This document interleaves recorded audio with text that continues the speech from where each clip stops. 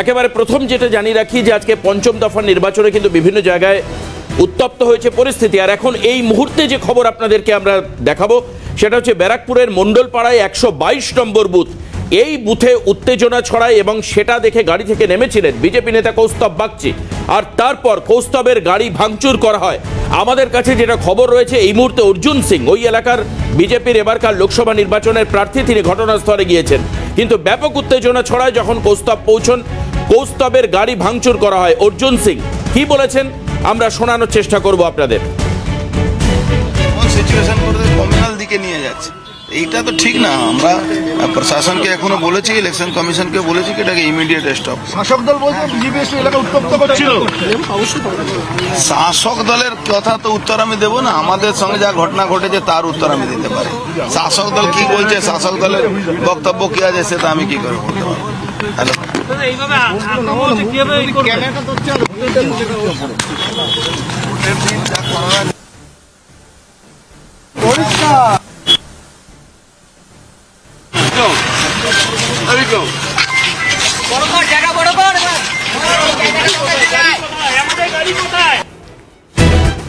একেবারেই আমরা দেখছিলাম সেই ছবি। অর্জুন সিং এবারকার ব্যারাকপুর লোকসভা নির্বাচনের বিজেপি প্রার্থী, তিনি কি বলছেন আমরা শুনছিলাম। তিনি বলছেন যে আমার দলের অবস্থান আমি বলতে পারবো, শাসক দলের কথা বলতে পারবো না, কিন্তু যে খবরের দিকে আমরা নজর রাখছি ব্যারাকপুরের মণ্ডলপাড়ায় 122 নম্বর বুথে কৌস্তব বাগচি পৌঁছানোর সাথে সাথেই তার গাড়ি ঘিরে ধরে কিছু উত্তেজিত জনতা এবং তারপর গাড়ি ভাঙচুর করা হয়। এরা প্রত্যেকেই তৃণমূল আশ্রিত বলে জানতে পারা যাচ্ছে।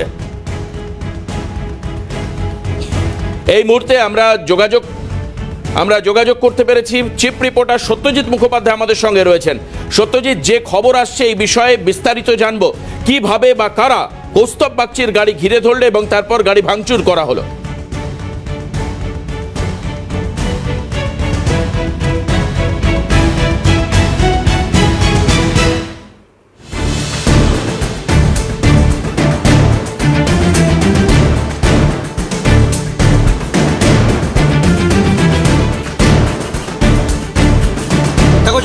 সকাল থেকে আমরা বলছিলাম যে ব্যারাকপুর লোকসভার ক্ষেত্রে ছবিটা বদলাতে শুরু করার একটা প্রবণতা ছিল, রাজনৈতিক উত্তাপ ছড়ানোর প্রবণতা ছিল, সমস্তগুলোই মিলতে শুরু করেছে। বিভিন্ন অভিযোগ বিরোধী শিবির বিজেপির তরফ থেকে আসছে।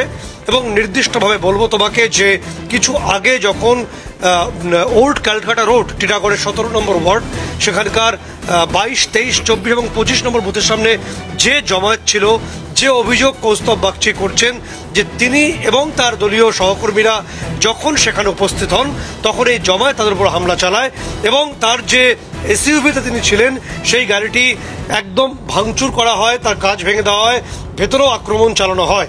এরপর ঘটনার খবর পেয়ে ঘটনাস্থলে পৌঁছন অর্জুন সিং। আমরা এই মুহূর্তে সেই কনভয়ের ছবি আমরা দেখিয়েও দেবো, যে কনভয়ে রয়েছি আমরা। নির্দিষ্টভাবে বিভিন্ন যে অভিযোগগুলো বিভিন্ন অংশ থেকে আসছে সেই অংশে পৌঁছচ্ছেন। তার সঙ্গে এই কনভয়ের মধ্যেই রয়েছে কেন্দ্রীয় বাহিনী, অন্যান্য অংশের বিভিন্ন আধিকারিকরাও রয়েছেন। ফলে যেখানে পৌঁছানো হচ্ছে, সেখানে অভিযোগ আছে সেখানে পৌঁছানো হচ্ছে। এবং এই অভিযোগ পেয়ে অর্জুন সিং ঘটনাস্থলে পৌঁছন। তিনি ঘটনাস্থল নির্দিষ্টভাবে দেখার পর মূলগত যে বক্তব্য উঠে আসে যে এই যে বুথ ক্যাপচারের অভিযোগ বিরোধী পরিষদ থেকে বিজেপির তরফ থেকে বারবার করা হচ্ছে এবং তিনি জানান যে নির্দিষ্টভাবে ইলেকশন কমিশন বা নির্বাচন কমিশনকে তারা অভিযোগ জানিয়েছেন। কৌস্তববাবু নিজেও বলেছেন যে তিনি অভিযোগ জানিয়েছেন।